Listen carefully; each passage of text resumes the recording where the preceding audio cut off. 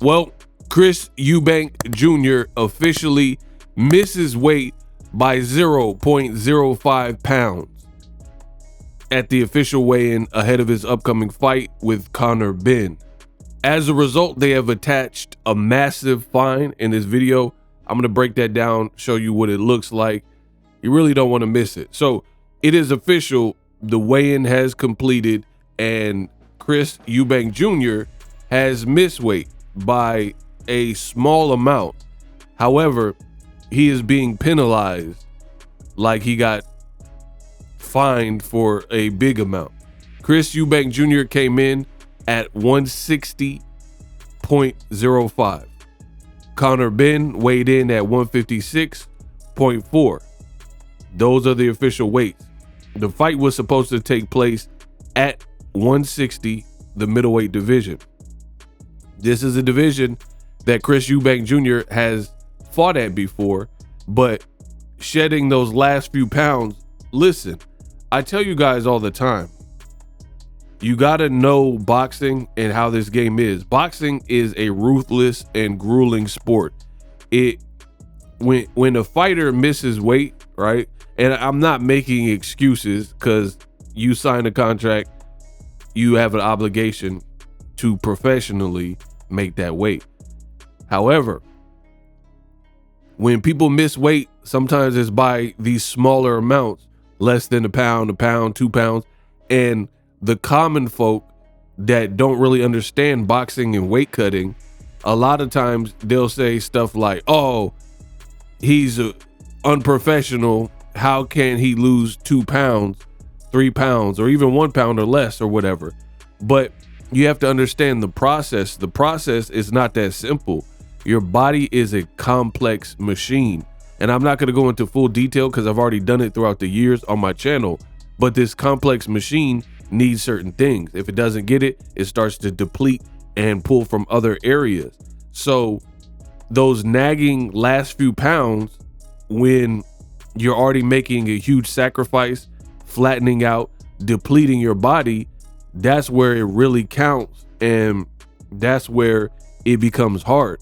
Like, some people can lose, let's say their walk around weight is X, Y, and Z, lose the initial 10 pounds. And then that last 3 pounds, last 2 pounds or less could be the one that is extremely difficult.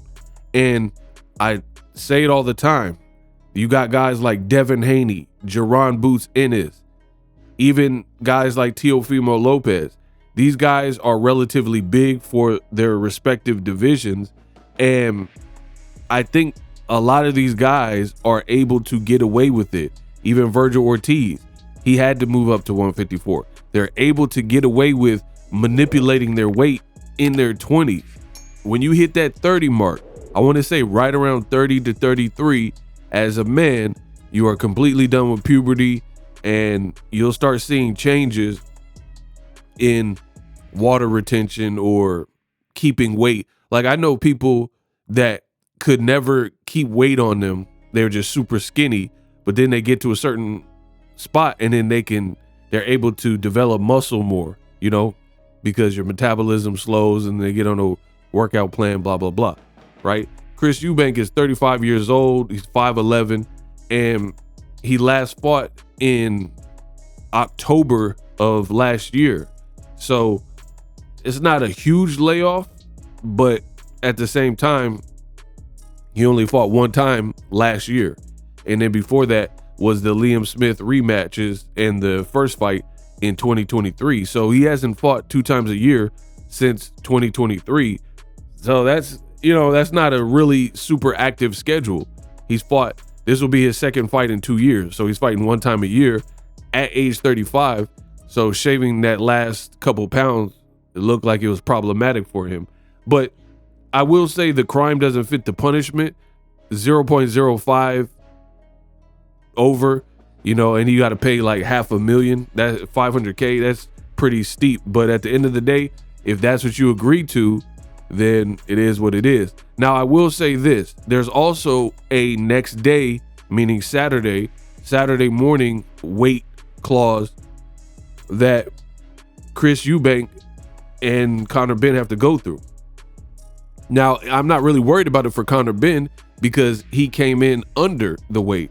He had up to 160 pounds and he came in at 156.4. So he's not a true middleweight, several pounds under, right? So he's good. However, the guy that struggled to get that 0.05 pounds, you have to wonder if he stifles himself, and he, like most fighters without rehydration clauses the next day or same day, is they hit the weight on the scale even if they're really depleted, and then they could put electrolytes and water and liquids and foods and carbs, they could carb up and put this all back in their body, so it doesn't really matter. The hard part was hitting the scale, but once you get that, you're kind of to the promised land. But when there's a rehydration clause, if you struggled, it could be a bit harder because you have a secondary weigh-in the morning of the fight. Like let's say 8 a.m. in the morning. Now Chris Eubank can't weigh over 10 pounds. Otherwise, he's going to be fined per pound. And then it gets to a point where you keep taking these large, hefty 500K fines and stuff like that. You're really starting to cut into your paycheck. You got taxes and paying camps and whatever else, it's not even going to be worth it. And then you also run the risk of the fight being canceled. So we'll have to see how it plays out tomorrow. And if Chris Eubank can keep his weight within that threshold, or if he doesn't, do they proceed on with the fight? But for me, this is exactly what I've been telling you. I know they're trying to hype this fight up because their fathers fought and stuff like that. But to me, stateside in America, I don't feel no energy there. I haven't really heard many people clamoring for this and talking about it. I understand it could be big for the UK, but no one's really seemingly talking about this in the States that I've seen, right? And doesn't have the big fight feels here in America. They're trying to hype it up and like, oh yeah, Fatal Fury and their fathers fought. It's just not a big fight out here. So I'll watch it, but I'm just being real. It doesn't feel like a massive fight like they're trying to make it out to be. The other thing is, for me, this is why I have a problem with these freak show people who really kind of shouldn't be fighting because they're not in the same weight class and they're too far apart, kind of like Canelo and Crawford. This is why I don't really prefer these types of fight. Kilbrook and Golovkin. Hey, no, guys, and Max's guys, and not, I don't really like these type of fights. And that's maybe another reason why I'm not super excited, because it just seems boneheaded. You have Crawford, who has to go all the way up to 168, where he somewhat struggled at 154 with Madrimov, and then we're just supposed to expect that he could translate everything that he did in the lighter divisions at a whole new weight class. And even if you can you do it for 12 rounds? You could look great for 4 or 5 rounds and then start getting tagged in, the added muscle. Now all of a sudden you're tired, or fights like this, Eubank and Benn. All right, you got one guy moving up. He looks comfortable because he's the guy moving up, kind of like Manny Pacquiao versus Oscar De La Hoya. But then De La Hoya has to move down to make this fight, and he has to kill himself and deplete himself to the point where he's like a zombie on fight night.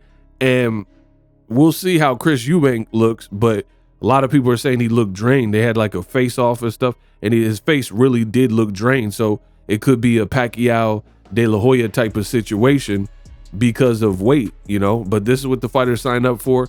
This is why I've been telling you, I don't really prefer fights like this because, it usually benefits one person.